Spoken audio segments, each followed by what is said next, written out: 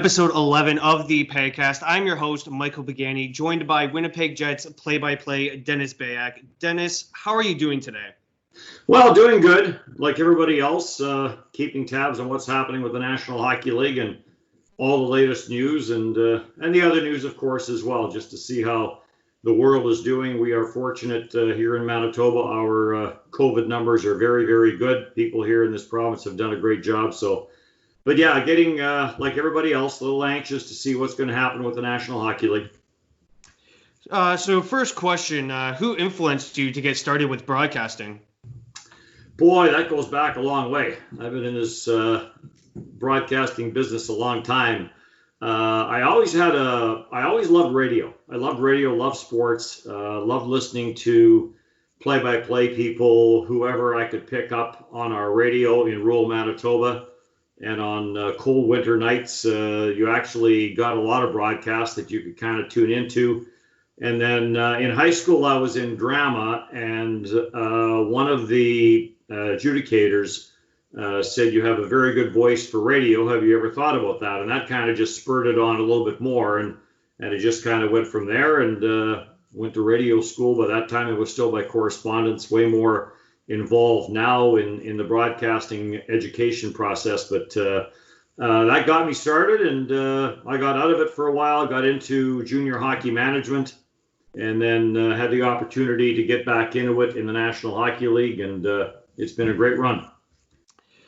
So you said you went into junior hockey management. What was that experience like? I loved it. I was in Saskatoon, and I'm not sure if I needed a change or the interest was just too good to turn down.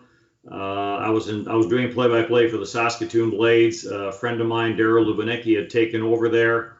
And one day we were on the West Coast, and he said, "Let's go for a walk." And we went for a walk, and he said, "Would you ever think of coming on board with us and getting out of broadcasting?" And so it was the best of both worlds. I went to work for the hockey team, but I still stayed. Eventually got back into the broadcast business, got out of it for a little while, and just strictly was involved in, my title was assistant general manager, which included everything from marketing to sales to whatever else, arranging road trips, all the little things that have to go on with a junior hockey team. And then after we opened up the new rink in Saskatoon, and we had the Memorial Cup in '89. And I actually stayed working for the hockey team, but I went back to play-by-play. So I worked for the team, but still did the broadcasts, and that got me back into the broadcast business.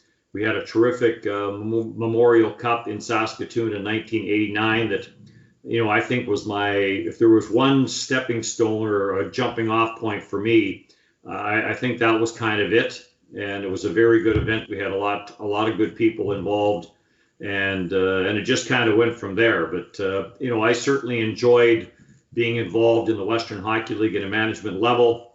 From Saskatoon, I went on to Seattle, became assistant general manager of the Seattle Thunderbirds, then became general manager of the Seattle Thunderbirds, and then went on to Tri-Cities in the same capacity with the Tri-City Americans for a year, and then things didn't go as well as I hoped there. More off the ice than on the ice, but that's a story for another day. That'll be in the book. And then I had the opportunity to go to Edmonton and get into the National Hockey League in a play-by-play capacity at CFRN in Edmonton with the Oilers. Did that for a couple of years, and then from there moved on to Toronto. But I loved every minute in the Western Hockey League. And when I got out of junior hockey management, I kind of really missed it for quite a long time. And then eventually you just kind of move on. But junior hockey will always be very near and dear to me. What was that promotion like when you got promoted from assistant general manager to general manager of the Seattle Thunderbirds? Well, we had a long meeting, and our general manager and coach, Peter Anholt, moved on, and Russ Farwell had been there before. And we had a long opportunity to chat about it. The president, a gentleman by the name of Russ Williams, and I. And we didn't rush into it. He just said, "Is this something that you want to do?" And I said, "Absolutely." And we talked about it. I thought about it, talked about it with my wife, Bev. And there comes a time where you have to make a decision. Either you're going to fish or you're going to cut bait. And I thought, you know what, this was a good opportunity to do something different, and very much enjoyed it. I mean, it was a terrific junior hockey market. Now we're all looking forward to Seattle being a National Hockey League market in the next couple of years. Very much looking forward to that as well. But you know what? It was busy, all the day-to-day stuff. It's a situation, Michael, where if things are going well as general manager of a junior team, you know you had a hand in it, along with all the good people that you have around you. If things aren't going well, you kind of get this little urge that it's up to me to fix this. And, you know, it became very much a business from the time I actually started or was around the Western Hockey League to when I became general manager of the Seattle Thunderbirds. Things had changed so much. It really had become a big, big business by this time. And we were drawing crowds. We played in 2 different buildings. One of our buildings was a smaller one, had about 4,000 seats. And then we played half our schedule in the Coliseum, where the basketball team at that time played. We're talking mid-'90s now. And we'd have 11, 12,000 people at our games. So it became very big business as junior hockey has and has grown and grown to what it is today. But, you know, it was when I got the opportunity, I just thought, you know what, this is something that when I got involved in hockey, this was something that I wanted to look forward to. And the opportunity arose and I took it. General managers usually take the brunt of like big moves when they don't pan out. Do you ever feel like the weight on your shoulders was heavy, even as an assistant general manager or even a general manager? Well, more the general manager, because the assistant general manager, you could always point the finger at the general manager and say he had the final call. Yeah. So when you're the general manager, you're in the big office. And yeah, there was trades we made that turned out very well, and there was deals we made that didn't turn out very well. Some had different reasons as to why we did or didn't do them. You know, the recruiting end of it was very big, where you know, especially when we were in Seattle and then even in Tri-Cities, you know, you're going and talking to a young man. I'll reference Brendan Witt, who had a great career in the National Hockey League, 16 years of age, Humboldt, Saskatchewan. And we go in there and try and convince him to, you know, to come to Seattle. And, you know, you have to kind of look the parents in the eye and say, yes, we're going to take care of your son and we're going to make sure he gets his education and all the other stuff that comes with it. So there is pressure on all sorts of it. But you know what? I think we all internally enjoy pressure. And that was certainly the case there. But yeah, the trades are always interesting because you're dealing with, and this was always something you had to be careful of. You're dealing with school-aged players.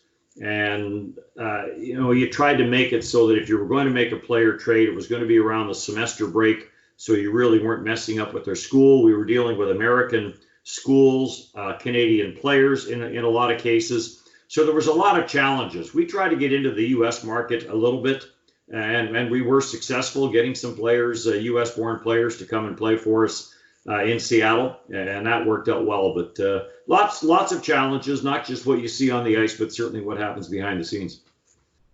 Now, lots of people have been watching Tiger King, among other hit TV shows. What have you been doing during quarantine? Well, I did watch Tiger King as much as I wasn't sure I was going to. There was just so much talk about it that I figured, well, I better have a look at this and see what's going on. But we try to stay away from watching television during the day, and we do, unless it's a sporting event. You know, there's some sporting events have got going again, or there's been some replays during the course of a day where you'll tape from the night before and you'll watch that. But as far as binge watching or whatever, we try and keep that to the evening, and there has been some binge watching. There's no doubt. You know, we've watched everything from some lighter stuff, The Marvelous Mrs. Maisel. You know, I think it's going to be continued if they can ever get back to recording and taping. To me, that was a terrific series.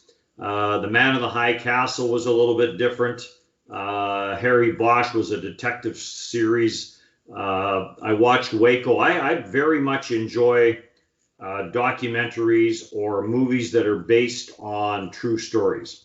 And I was in Seattle when Waco happened and Ruby Ridge happened, and you know, so I was a little closer to it than maybe some people were. So you know, we watch Schitt's Creek. which was a really good for Canadian series, so to speak.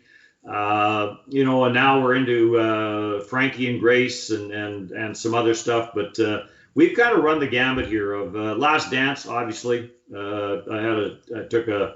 I did some binge watching of that. I think I went 4-2-2-2 to get that done, and that was very interesting, very enlightening, and you just realize, even though we all kind of watched Michael Jordan play, just what a great athlete he was. But I'm guessing I watched a lot of the same stuff that maybe a lot of other people have watched, but certainly Tiger King would go down as maybe the most different TV series we watched. It is quite a strange TV series, to say the least, in my opinion. One that was just out of the world.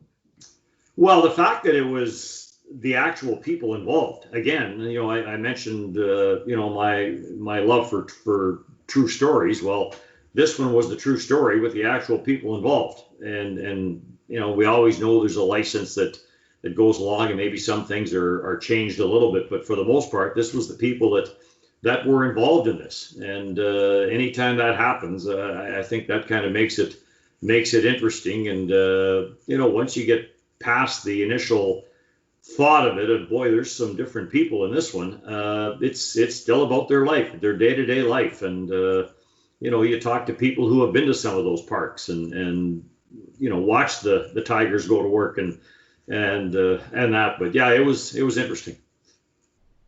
What prior experience did you have that set you up for your success today? Well, I guess just like everybody else, you start off in a small market. I went to Flin Flon and started my career there. Did a couple of years there, and then touch wood, I was fortunate. From there, I got a call to go to Saskatoon. The person that was general manager and coach of the Victoria Cougars, a gentleman by the name of Patty Laine, who has since passed, moved to Victoria while I went to Saskatoon, called me and said, "Hey, would you come out to Victoria?" So I went out there, and then was coming back through Saskatoon. There was an opening there back at CFQC Radio and Television. I had the opportunity to get back into that, so I did. And then the opportunities just kind of went from there. But, basically like everybody else, you started off doing play-by-play for the Flin Flon Bombers, went on to the Saskatoon Blades, onto the Victoria Cougars, back to the Saskatoon Blades. And through it all, I guess you kind of hope that one day you'll have the opportunity to get to the National Hockey League. And I was fortunate enough that I did. I mentioned I grew up in rural Manitoba, and, we played ball hockey, and I was the goaltender and the play-by-play guy. And maybe that's where it all got going. But I watched every chance I had. And you watch Hockey Night in Canada, you listen to the Sunday night games, the Foster Hewitts of the world, the Hewitts, the Danny Gallimans. You grow up with these people, Bob Cole eventually, and everybody else that came along the way. And you still try and form your own style and that. But, I guess it goes back to where we started. It really goes back to my love of the game of hockey. And I really enjoyed radio, and I really enjoyed play-by-play. What were some of the bumps in the road that you encountered, and how did you overcome those obstacles? Well, you know what? I kind of looked at everything as a challenge. I guess the moves to me were easy. I always was never one to sit and say, well, geez, we're going to have to pack up and move. And for the most part of it, at the start, I was single. So really it was just throw everything into your car and turn left and away you go. So the early part of it was easy. Even, going to northern Manitoba to Flin Flon was easy. From there going to Saskatoon was easy, and so on down the line. Even going to Victoria, which, was a long ways away for a young kid from Manitoba. But away we went, and it was all good. I guess the first real challenge would have been when I had the opportunity to go work for the Saskatoon Blades, where now I had to make the decision. I'm getting out of radio and television, and I'm going to work for a hockey team. So I guess that would have been one of the first challenges that, and yet it really wasn't. To me, I always just kind of went with whatever felt right, and that felt right at the time, and then away I went, and then I guess the next big move, because by now I was married, living in Saskatoon, very comfortable, with a very good organization in Saskatoon, a terrific city, and I had the opportunity to go to Seattle. So now that meant my wife quitting her job, leaving Canada, going to the United States.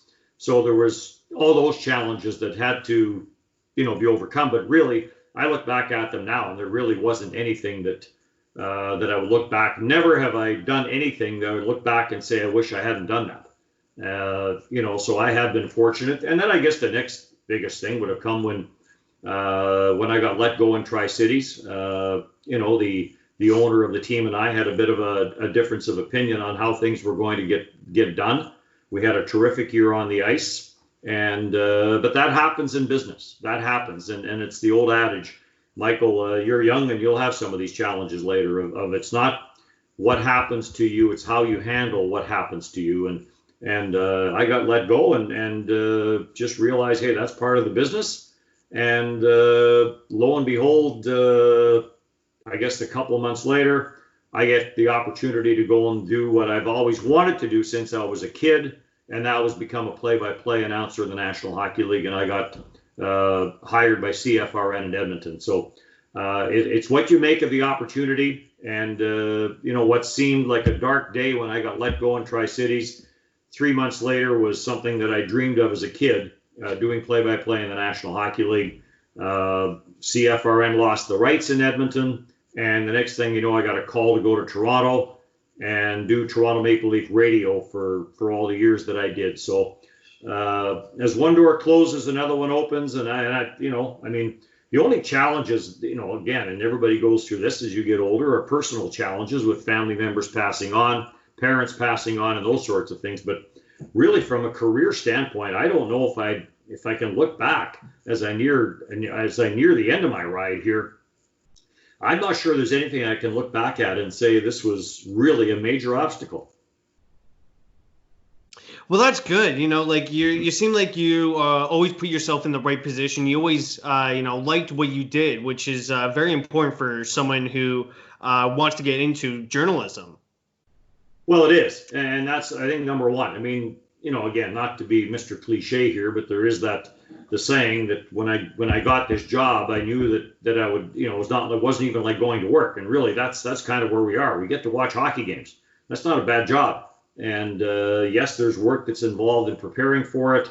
And as much as the travel appears glamorous, there's road trips where you get into your third and fourth night where you're landing in a different city at 2:00 in the morning, where eventually those days kind of catch up to you, but never to the point where that I would look back at it and say I wish I hadn't done that. And I was at the right place at the right time for a few of the opportunities that arose. And I think when you keep a positive attitude, I think good things are going to happen. So that's kind of the way I looked at things. Now, with the Jets with the Thrashers relocating to Winnipeg, is that when your opportunity rose to commentate for the Jets? Yeah, I was in Toronto. I was doing Toronto Maple Leaf radio, and then I was also doing some stuff for TSN. And that's where, whether it would be the TELUS Cup, they had the Thursday night double headers. Ryan Walter and I did some of those, so I would flip from radio in Toronto to television for some of those games. I did a couple playoff series for TSN when they still had, when they were doing national playoff series. So that got me into the TSN door. And then, so I knew some people there. And then as strange as it was, being from Manitoba, I was born and raised in this province, we were passing through a couple of weeks or maybe a week before the big announcement. So all these little rumors were out there, and I think Darren Dreger was maybe one of the first here, Bob McKenzie, that kind of had leaked that, hey, this might be happening. But I'll sidetrack for a bit. The Winnipeg Jets, True North here, did an absolutely remarkable job of keeping this very, very quiet. They didn't want anything to get out until all the I's were dotted and the T's were crossed, and they did that. So we're passing through Winnipeg, and I got talking to someone from one of the radio stations here, just talking generally about what a broadcast would look like, what it should sound like, all some of the intricacies and things like that. And then off I went to our summer place in Kelowna. We've had a summer place in Kelowna since my days in Toronto. So now we get to Kelowna. Now I'm watching what's going on there, and now it's starting to pick up. It's starting to steamroll about the Atlanta Thrashers moving to Winnipeg. And then, of course, I sat there, and as I watched on that day when the announcement came, and they're dancing in the streets in Winnipeg, again, being from the province and having lived in Winnipeg, you start to think, wow, that's pretty exciting. And then things kind of died down a little bit, and we were on our way down to Washington State to visit friends, and I got a call from TSN saying, look, we think we're going to get the rights for the Winnipeg Jets. Would you be interested? And I said, absolutely. And Paul Graham from TSN said, okay, just leave it with us for a while. We've got some things to sort out, and we'll kind of go from there. And it started off that it was going to be just the television was going to be with TSN, although there was a TSN radio station in Winnipeg that was just starting up. And the next thing you know, the whole thing kind of came together, and it went from there. But there was never, when the opportunity came, there were some things changing in Toronto as well. The rights, they weren't sure where the radio rights were going to go, what was going to happen with everything. So again, the opportunity and the timing was perfect, and it all came to fruition. And next thing you know, we're moving to Winnipeg, and it's been an absolutely terrific move. I couldn't have asked for a better opportunity. What's it like having the whiteout in the playoffs? Well, it's exciting. What it's like in Canada with hockey and real good hockey markets. You get to the playoffs, and that's it. The legendary and the late great Pat Quinn always said when you could walk down the street in Toronto and you could tell whether the Leafs won or lost last night. If people were smiling, they won. If they were frowning, they lost. And that's what it's like in Winnipeg. When you get to the playoffs, everybody. We've seen the whiteouts, we've seen the street parties, and everything else that goes along with it. And this city loves its team, and it's an exciting team. Springtime has rolled around by the time the playoffs get going. The weather's a little bit better. People are happy, and that run a couple of years ago was absolutely magnificent. Last year ended a little bit quicker, and we'll see what happens with this year. They were on a nice little run when the pause came in, so we'll see what happens with that. But certainly that'll always be, from a hockey standpoint, from a National Hockey League standpoint, a couple of highlights. One, I was with Edmonton with the Oilers doing their games. We didn't do the game because it was a playoff game, and we didn't have the playoff rights. When Marchand scored the overtime goal in Dallas to advance the Oilers on to the Colorado Avalanche series. That was one of the most exciting series and one of the most exciting games. After that, it'll be the 2018 run here that the Winnipeg Jets had. That playoff run was absolutely terrific. And the Game 7 in Nashville, is something that you'll just never forget. The atmosphere in that building in Nashville, the atmosphere in the previous games. It was a crazy series. Neither team seemed to be able to win at home on a regular basis, and that. But the city was just so wired up. They had a chance to win the series in Game 6, and if that was going to be the case, it would have given them some rest. They didn't win here in Game 6 in Winnipeg, went to Game 7, and then I think that took a lot out of them. And even though they won Game 1 against Vegas, they just seemed to run out of gas, after that, and the Vegas Golden Knights, who were having a nice little run of their own, went on to win the series. But this city, the Whiteouts are legendary, and they will continue to be legendary as long as this team is here. So take me through a typical game day. What's it like for you?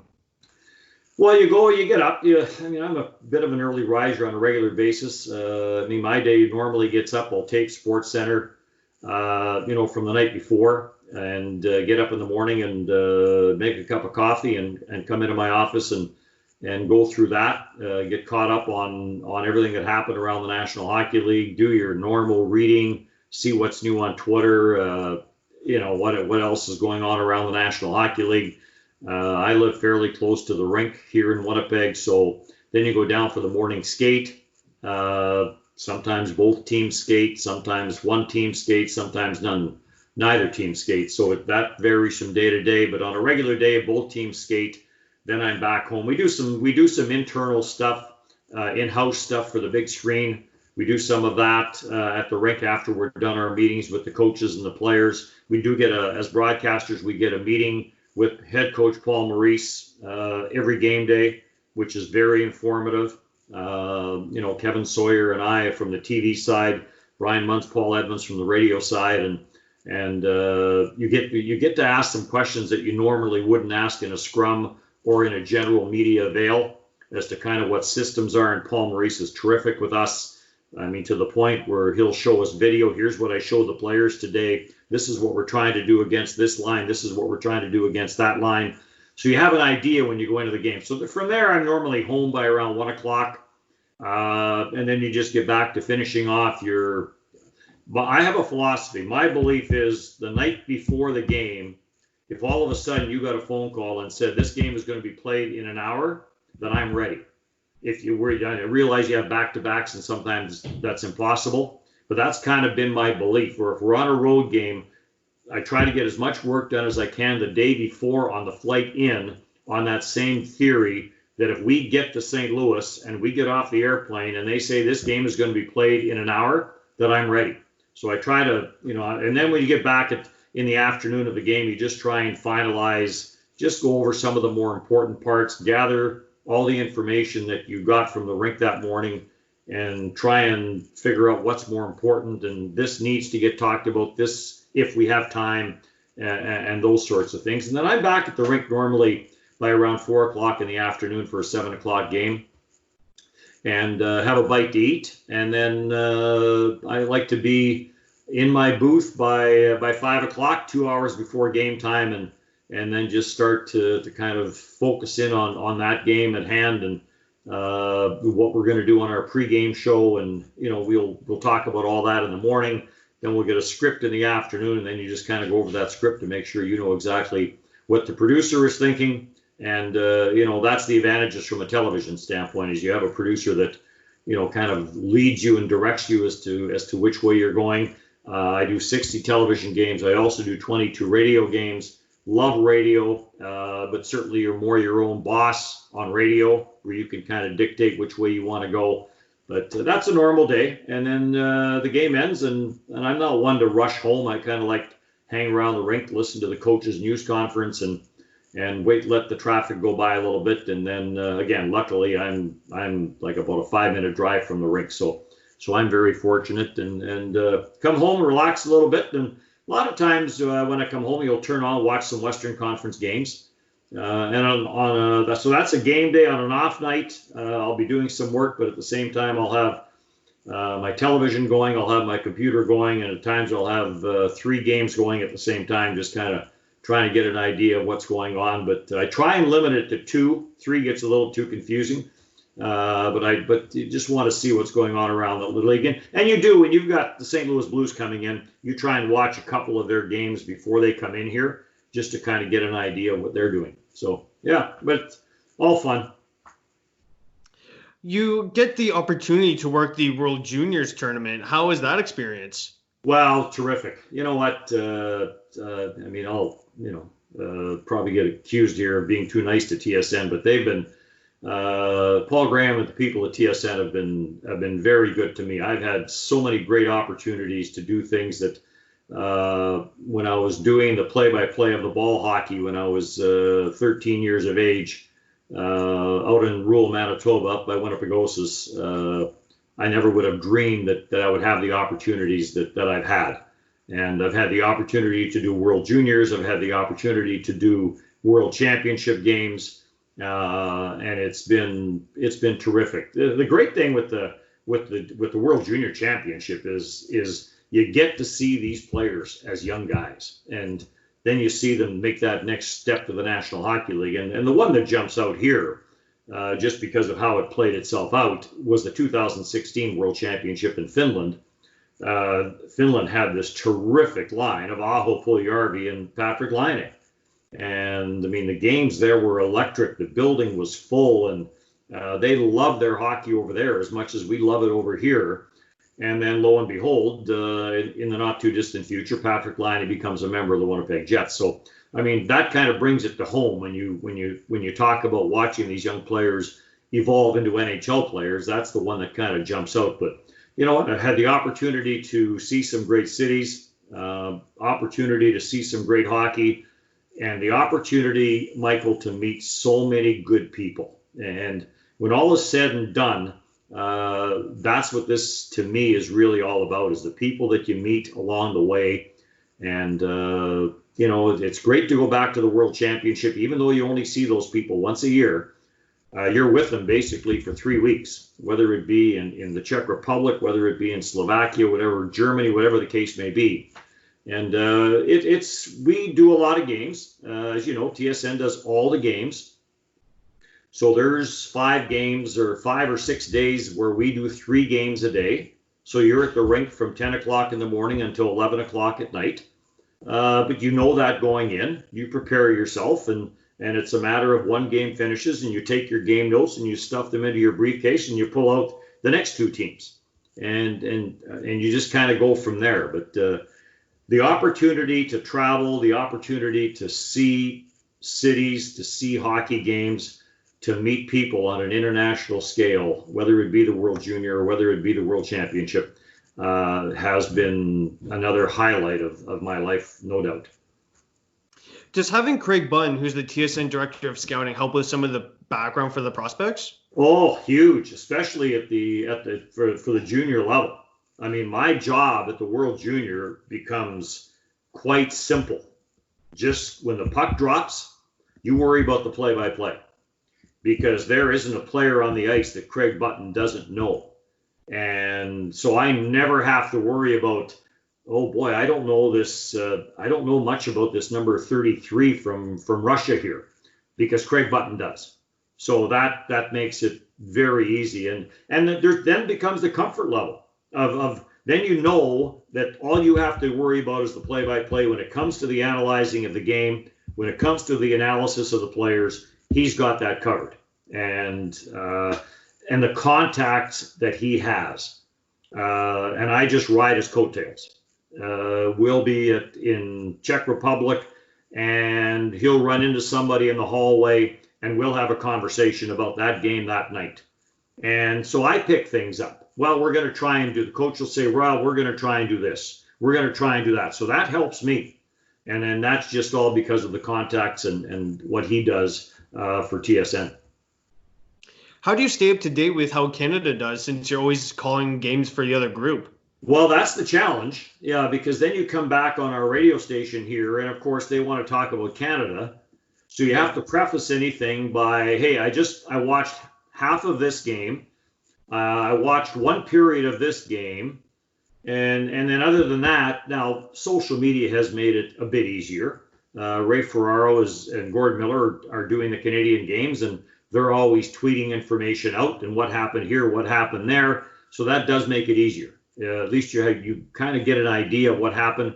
And then there's a buzz in the building. Like a lot of times the games are offset. Between periods, we'll have a monitor there. We'll just flip the monitor over to the Canadian game, and we'll watch some of that. So you kind of you get to see them. You still have this interest. Last year in the Czech Republic, the Canadian team was in the same hotel as we were, so there was even a little bit more of a relationship there. But you watch what they're doing because you're Canadian. You have this interest, and so you watch as much as you can, but not to the point where you lose sight of the fact that you have this other game to do. You're responsible for doing United States versus Sweden tonight.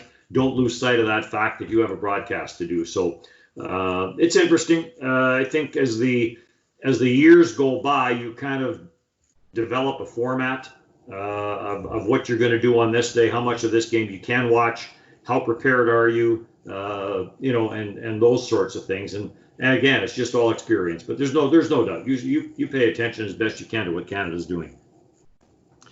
Laine popped off against the Blues with 5 goals. What was your reaction when he scored that many? Well, you know what's crazy? There's a contest on our radio station, or we had. It's still on the television side. It's not on the radio side anymore. and it wasn't one of our TV games. It was a national game, so it still happened. They maybe didn't quite get the publicity that they would have had it been a regional broadcast for us, but and a fan won $1 million. So that you had that sidebar. We had a game here a few years ago against Florida. Matthew Perreault had 4 games, and we had a lady in Brandon, one more goal, and she would have won $1 million. And that didn't happen. Of course, Perreault said after the game, had I known that, I would have maybe, and he had a breakaway in the third period. He says, I maybe would have tried something different. And then Al Montoya, who was the goaltender for Florida at that point, who at one time was in Winnipeg, said, geez, if I'd have known that, I'd have let it in. So you had all these side stories. But there was no doubt the game in St. Louis where Patrik Laine got 5, I mean, it was just one of those games. And I think if you look back, Michael, to maybe what turned the St. Louis Blues season around a little bit, might have been that game. I think they became a much, much better defensive team after that. And we all know the success that they had. But certainly watching anybody, but Patrik Laine is one of those players that every time he gets ready to shoot the puck, there's this little pause in your brain that says this has a real good chance of going in. And there's not a lot of players around the National Hockey League that happens with, but he certainly falls into that category. Now, this past All-Star game, child, player, and puck tracking, what are your thoughts on that? Oh, I'm too much of a traditionalist. I think the game is fine the way it is. I understand. I'm not being critical here. I understand that innovation and things change, and we have to do things to keep the game fresh and keep the game exciting and everything else. But I'm still a traditionalist. I'm okay with a real good 2-1 game versus a bad 6-4 game and that. But they'll try things. I mean, anything that attracts new fans, I think, is what the idea is. And you can simply look at it from a generating revenue standpoint. But I just think that the game has evolved. When you go to a world championship and you see fans from all over the world, and they'll come up to you and they'll talk to you about Patrik Laine's 5 goals. And they'll talk to you about a game that happened between Winnipeg and Chicago. They'll talk about Jonathan Toews in that game. So they watch the National Hockey League. The National Hockey League is far more global. I mean, the Jets went to Finland to play a couple games against Florida a couple of years ago. So you realize it there as well. But this is very much a global game now. And if you can attract new fans, whether it be Canada, U.S., anywhere around the world, and I think that's the idea of some of the innovations that they're trying. Now, when you get time to talk with the players, how important is it building the relationship off camera? Well, it is. And again, you have your certain players that you go to. You always try and find, if you can find something out about a player that maybe somebody else doesn't know, that's an interesting tie-in. Just little things, like when, Dave Lowry coached in Los Angeles, Adam Lowry going to play against his dad. Hey, what was that like, growing up with your dad, an NHL player? Oh, some of the stuff is fairly general, but you will try and there's certain players you'll go to if you want to. And this is more Kevin Sawyer, who has a great relationship, our analyst on TSN, who has a great relationship with the players as well.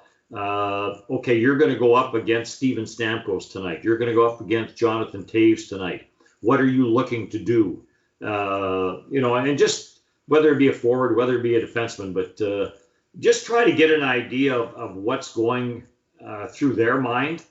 I mean, we see a player have a bad shift or a bad game. You don't know what's happening with that player. Was he not feeling well?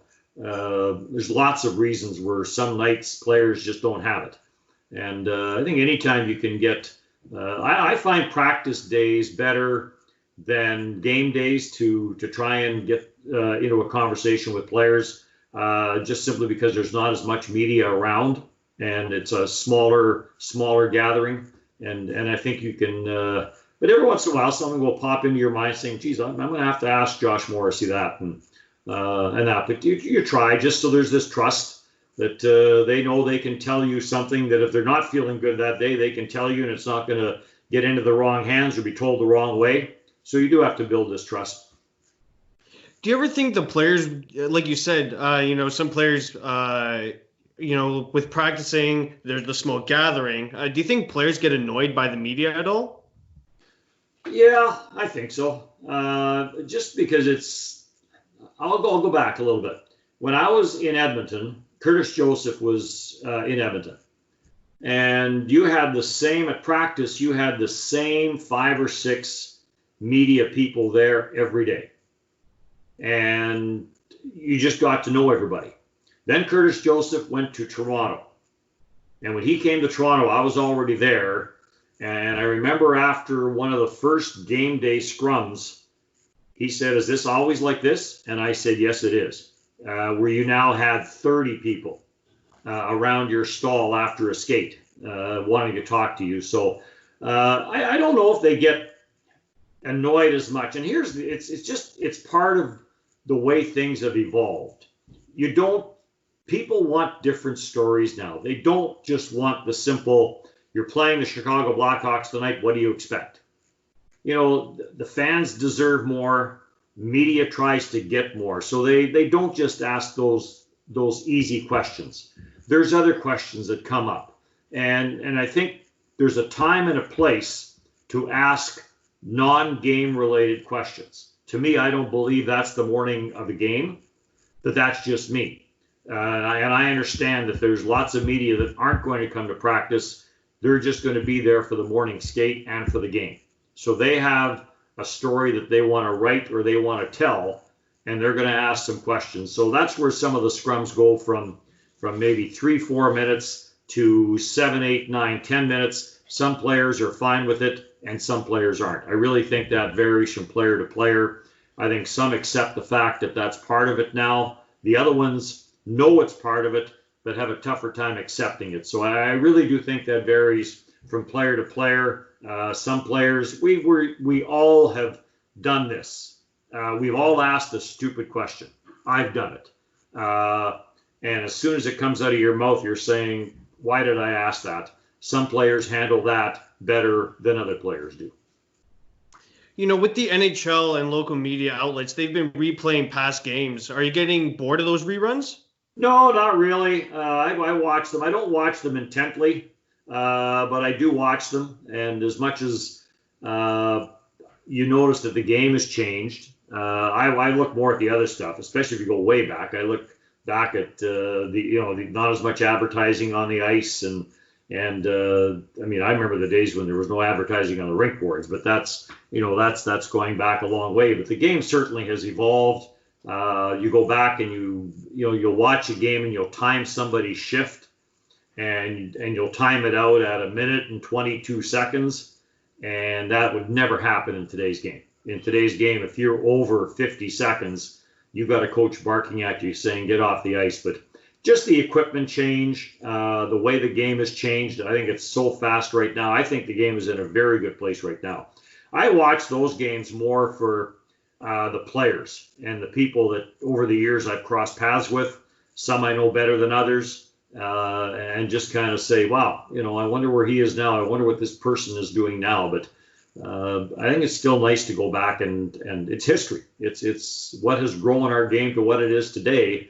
And in stoppages like this, when we're just looking for games to watch, we're going to watch it. It's there, and we're going to watch it. TSN ran the Canada Cup from '87 here a couple of weeks back, and I watched the majority of that, and it was so exciting, and the game was so good. So many frontline players from both teams, and that. But you know what? I think in times like this, you have to put some games on, and people will say, "I remember where I watched this game." And the Oiler Philadelphia series was legendary, and so yeah, lots of games to watch. And again, I don't watch them as intently as probably some people do, but I still do watch them. Are you a fan of the 2014 playoff format? I'm a fan of the 24 teams. I'm not totally sold on the format. And again, I'm going to preface this by people who are way better at this than I am, have spent way more time at doing this than I have. So I'm not being critical of what they decided, because they have very legitimate reasons as to why they've gone this route. And I know there's been a couple of teams, the Tampa Bay Lightning being one. Alex Killorn has come out and saying they're not a big fan of the format as well. So I think there's lots of players that maybe aren't 100% sold on it. I like the one that was out there about a week ago that involved a round robin where you had 6 teams, 4 pools, and you played everybody once. So you played 5 games kind of as a tune-up game. It still meant something, but if you were one of the better teams, you then had the option where you could play your star players 3 of those 5 games, maybe 4 of those 5 games. If you're one of those teams that in a must-win situation, you put yourself in that situation in the games that were played before the pause.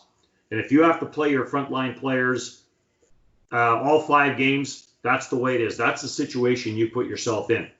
And then from there, I would have liked a quick series, sudden death between the 3 bottom teams in after those games. You eliminate 2, and then you've got 4 teams. You're back to 16 teams, and away you go. That's kind of the format that I would have liked. And I know the other side of that is somebody said, well, if you're a team that needs every win and you lose your first 2 games of the 5, then what? Well, that's no different than playing the last 3 games of the regular season that don't mean anything. But again, I guarantee you that there is very, very legitimate reasons as to why they've done it this way. And I think the bottom line is just to get hockey back, even for the better teams, Michael, the teams that, and this is where Alex Killorn was going with this, even the top teams that are kind of going to play in this little round robin, their intensity level is going to be different than the teams that are playing a best of 7 or a best of 5. And then the other side of it to me that comes in, to bring a player from Europe, travel back to North America. In some places, you're going to have to self-quarantine for 2 weeks. And then in some cases, you're going to go to training camp then after that. Then you're going to get tested. Then you're going to travel to a hub city. And you could play your first 3 games in 4 days and be eliminated 3 straight. And you've done all this preparation. And in 3 games, 4 days, you're done. Your season's over and you're gone back home. So that was the other side of it. I just thought with this, everybody playing in this round robin, getting 5 games in, and then advancing after that, I just thought that was just my feeling. But again, I'm not sitting here and questioning the decisions that were made, because those people put a lot of work and a lot of process and a lot of thought into this process. So the Jets would be lined up with the Flames for the play-in series, best of 5. Do you ever think that the Flames would be able to pitch their home arena for a hub city? Well, you know what? Alberta's one of the cities that, and not Alberta as a province. I'll narrow this down. Calgary and area.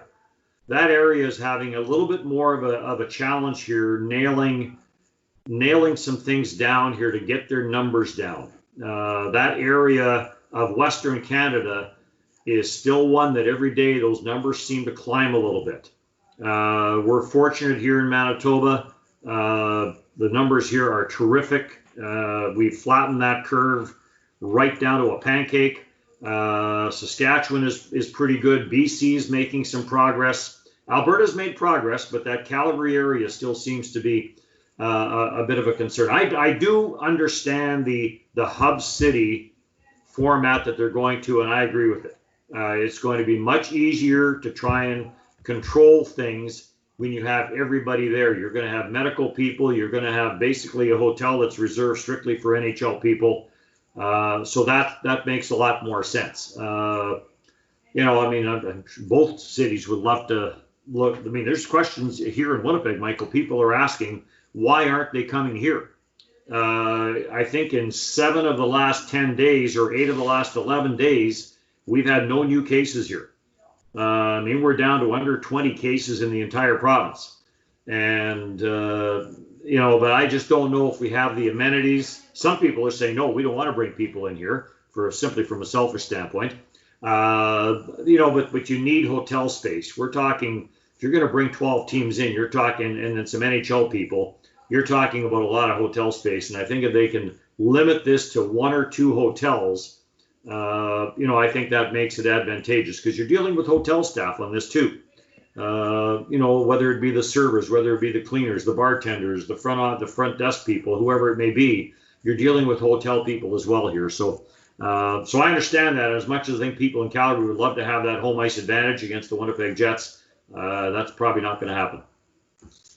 Well, not only are like hotels for the players, but they are for the arena staff as well. Like you probably have to put the Zamboni driver, the people who clean the ice during the intermissions, all of those people. Well, that's still some of the questions that I guess will be answered eventually. That's one of the questions that a lot of people have, me included, you included, is what happens to the hotel staff. I mean, we hear that players won't be showering at the rink. Because it just would be too much of a challenge to disinfect the shower on a day-to-day or a game-to-game basis, where players might have to go back to the hotel and shower there. And I think they're okay with that. You're probably not going to get your room cleaned every day. And that's fine with me anyway. That's fine with me as well. I don't need my room cleaned every day. So there's going to be some changes, but that's a good point. What happens to the cleaners at the hotel? Do they stay in the hotel, or are they going to be allowed to go home? Are they going to get tested every day before they come into work? Same as the people that are serving the meals, and on it goes. But again, that's been discussed at the NHL level, the NHLPA level, and I'm sure they have it well under control. The Jets and Flames did face up against each other in this year's Heritage Classic. How fun was that? Well, it was, and actually, when the Jets season came to a pause, we were in Calgary. They had come off the win at Edmonton. We flew to Calgary after the game. We had a couple days off in Calgary before we played the Flames, and then we were going on to Vancouver from there, and that's when the whole thing came to a pause. So we got up in the morning in Calgary, and we were told to pack our stuff, and we're going back to Winnipeg. And we were in Edmonton the night before, and we kind of, when the NBA players started to get tested positive, we had a pretty good idea this was going to happen. Heritage Classic was just, kudos to the people in Saskatchewan, the people that got Taylor Field. Actually, it's Mosaic Stadium now. I'm going back to the days when it was still Taylor Field. Mosaic Stadium now. The building was pristine. You couldn't have asked for a better evening. The weather was perfect. We had a few snow flurries. Wasn't that cold, and the event was absolutely terrific. I just don't know if you could have asked for anything better, other than some players getting banged up a little bit. Mason Appleton, hurt his ankle playing football the day before, from a Jet standpoint. But no, the game was good.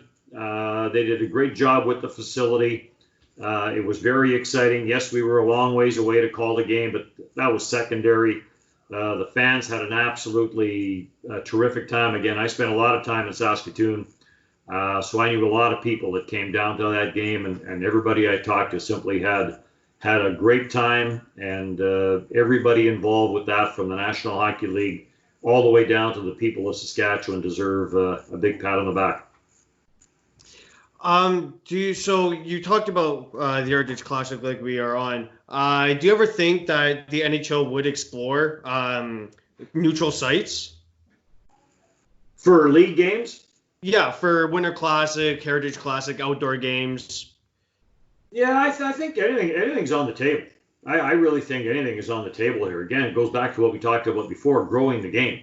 I think anytime you can bring the game to different fans, I think that's terrific. And there's talk of going overseas. Some of this is going to get put on hold here a little bit until we get all this cleared up. Next season, whenever this season finishes, next season's going to be interesting. Is it going to be a shorter season? They don't want it to affect the following year. So those things are all going to come into play. I think a lot of things are on the table right now. Again, they may get pulled back a little bit. But yeah, I really think that, we've seen some of this. Preseason games are played in some smaller centers and along those lines. And fans get an opportunity to come to NHL rinks. But at the same time, if you get the opportunity, as the National Hockey League does, to take your game to other places, I think that's all on the table. Now moving on, you don't go to Philly much since they're in the Eastern Conference. But when you have, do you have any encounters with Gritty? No, not really. He's become quite the celebrity, and I don't know. I guess Big Bird and some of the other mascots from previous years that have had such an impact. Hockey stayed away from mascots and those sorts of things. We'd go to the World Championship and they'd have cheerleaders there, which was totally unique for hockey. And hockey for the longest time stayed away from mascots, and now all of a sudden, years back they got into it, and every once in a while you come up with one that basically knocks it out of the park. And Gritty basically has done that. And you're right, we don't get to Philadelphia all that often, but it's back to the way hockey has evolved. It's no longer just what's happening on the ice. And as I said before, I'm still a bit of a traditionalist. I watch the game for what the game is, but I totally understand that that's not the way it is anymore. There's a whole bunch surrounding this game that needs to be talked about, needs to be promoted, and that's one of it. So credit to NHL teams who have gone that route. They all have, and where it becomes, and I guess he scares some children as well. Gritty does, but I think anytime you have appearances by players, especially when you're going to schools, some of those students and some of those children are as interested in the mascot as they are in some of the players. Yeah, for sure. When the NHL does come back, how are you going to adjust to staying 2 feet away and no fans in the stands? Well, that's going to be different. We're probably not going to have the player contact that we did before. We've already really kind of been warned about that we won't have our coaches meeting that we normally do. We won't have the access to the players. We won't be allowed inside the dressing room, I don't think. Then the question becomes, are we going to be on site? There's still this debate going on that we may be calling games off monitor and not be with the team at all. And then others feel that, no, they will allow broadcasters to be on site, but you'll be in the press box in your space.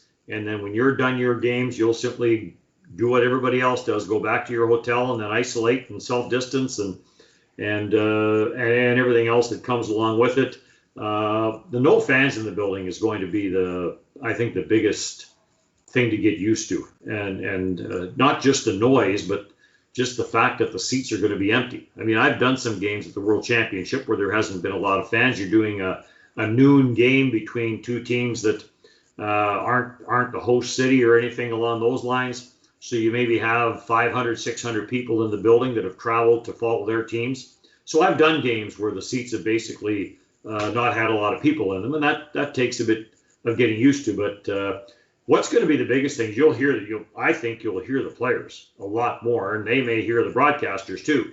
But I do think we'll hear the players a lot more than and the coaches barking, whether it be at players or whether it be at referees. I think we'll hear a lot more of that than we normally would. Now, we pick up, when you do a broadcast, you have microphones situated around the ice surface, so you do pick things up. But I do think we'll hear more of that than we normally would. Would you say that a good idea would be to, like, if you're going to interview a player or a coach, another idea would be to have them on a headset down near the locker room and, you just ask the questions in the press box? Yeah, but then what do you do with the headset when the next player comes? That's where. Oh, that's a good question. Yeah. So now and that's been discussed. No, it's a good question, Michael, and that's been discussed. So what do you do? They do as best they can on short notice to disinfect the microphones and the headsets anyway, but you're still having more contact. Somebody's going to have to put that headset or hand that headset to the player.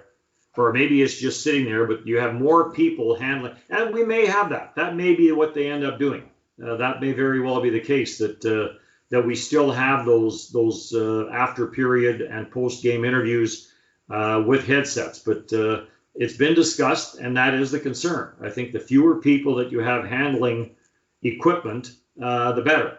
But that spacing on the bench, spacing in the dressing room, all that is the little details that once they announce, and I expect something over the next few days, once they announce something, those will be all the questions that will follow after that. From my standpoint, number one question is going to be, are we going to be on site, or are we going to be somewhere in a studio calling games off monitor? So to me, that would be the biggest question that I would have. Now, final question here. Do you have any advice for aspiring journalists? You know what? It's become so much tougher now, and I feel for the young. They have to work way harder than what I did. I mean, the opportunities that were available when I was starting in this business. Every small town had its own newspaper. Every small town had its own radio station. You were allowed to go there, allowed to make mistakes. Your readers and your listeners understood that you were young, you were learning, and you made mistakes. They accepted those, and away you went from there to the next market, to the next market. So there's two sides to that. Number one, on the positive side is we're seeing bigger markets hire students right out of school. So from that end of it, it's a bit easier. But the opportunities aren't as numerous as they were back then. And I think that's the challenge now. Stay with it, but at the same time, understand that the opportunity may not come. Don't get discouraged. You may have to change paths a little bit, but stay with it. But give it an opportunity. Understand that you may have to go to a smaller center to start. If you don't get the opportunity to start in a big center, be prepared to go where the job is. And that might be the best. I mean, everybody can say work hard and all the other stuff, but that would be go where the opportunity is. Be prepared to do that would maybe be the advice that I would give, because I've done that. I went where the opportunity was, and it's worked out very good for me. But again, I understand that for people like yourselves and all the youngsters coming up now, the opportunities that we had just maybe simply aren't there. And yet there's more coverage of live events. There's more coverage. You got more sports channels now. So there still is an opportunity there. All right, well, that'll do it for episode 11 of the Pagcast. I would like to thank Winnipeg Jets play-by-play Dennis Beyak for joining me again. Michael, thank you. Good luck to you.